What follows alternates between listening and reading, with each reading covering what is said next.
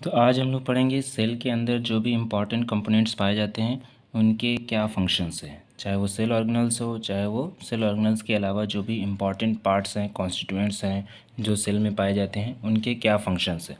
तो सबसे पहले सबसे इम्पॉर्टेंट सेल ऑर्गेनल आता है न्यूक्लियस, जो double membrane bounded cell organelle होता है। और न्यूक्लियस जिसको ब्रेन ऑफ द सेल भी कहा जाता है, जिसके अंदर डीएनए प्रेजेंट होते हैं। ब्रेन ऑफ द सेल इसलिए कहते हैं क्योंकि उसके अंदर डीएनए प्रेजेंट होता है, और डीएनए जो होता है वो पूरे सेल के मैकेनिज़्म को, उसके रिप्रोडक्टिव मैकेनिज़्म को और मेटाबॉलिक मैकेनिज़्म को कंट्रोल करने का काम करता है न्यूक्लियस। उसके अंदर न्यूक्लियोलस प्रेजेंट होता है, न्यूक्लियस के अंदर यूकैरियोट्स में। और न्यूक्लियोलस के अंदर मेन इंपॉर्टेंट अगर फंक्शन की बात करें तो उसके अंदर जो राइबोसोम के सब यूनिट्स होते हैं, स्मॉल राइबोसोम सब यूनिट और लार्ज राइबोसोम सब यूनिट, उनकी असेंबली होती है।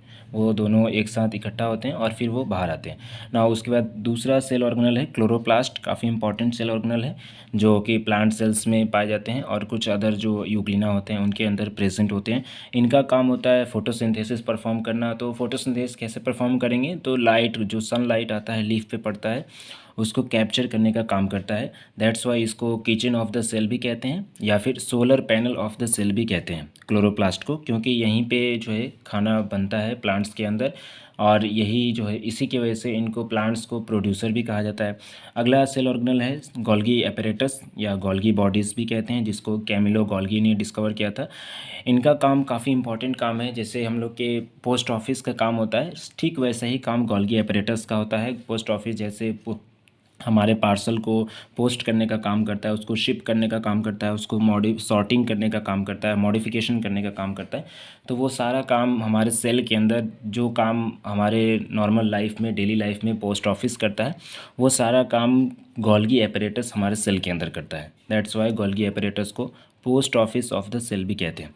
अगला एक और इम्पॉर्टेंट सेल ऑर्गेनल जो डबल मेम्ब्रेन बाउंडेड है वो है माइटोकॉन्ड्रिया। काफ़ी इंपॉर्टेंट सेल ऑर्गेनल है, न्यूक्लियस, क्लोरोप्लास्ट, उसके बाद जो अदर इंपॉर्टेंट सेल ऑर्गेनल में आता है तो वो है माइटोकॉन्ड्रिया, जो एनर्जी बनाता है। सेल के लिए जो भी एनर्जी की रिक्वायरमेंट होगी वो सब एनर्जी की रिक्वायरमेंट पूरा करने का काम जो है माइटोकॉन्ड्रिया करता है।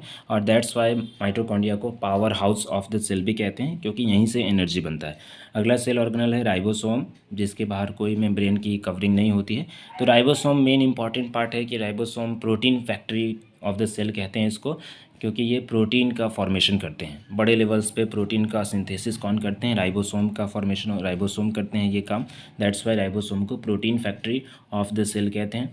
और राइबोसोम के बारे में अगर एक और पॉइंट कहा जाए तो राइबोसोम हमारे